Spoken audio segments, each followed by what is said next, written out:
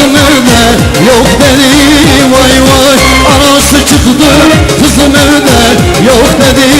Vay vay inansan çık yukarı bak dedi. Armut dalda kız balkonda sallanır. Vay vay şeker yemiş dudakları ballanır. Vay vay atalım mı Arap kızı atalım mı? Vay vay senin için 15 sene yatalım mı? Vay vay rakıyı da şarapa katalım mı? Hep beraber atalım mı Arap kızı atalım mı? Vay vay senin için 15 sene yatalım mı? Vay vay rakıyı da şarapa katalım mı? Vay vay eller eller eller hep beraber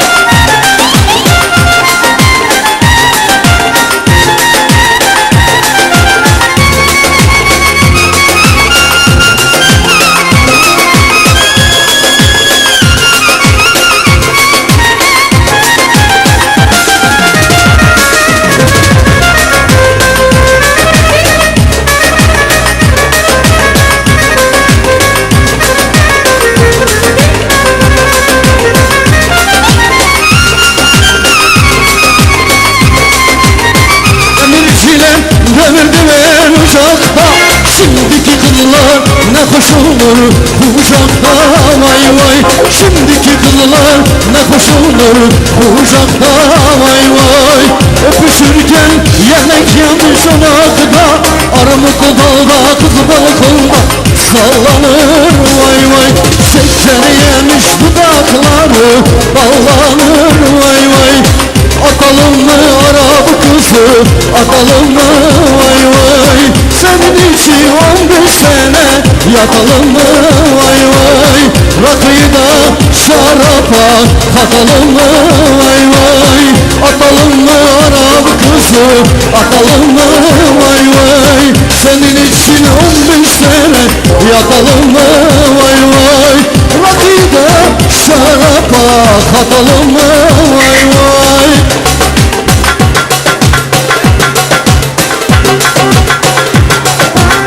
eller eller eller hep beraber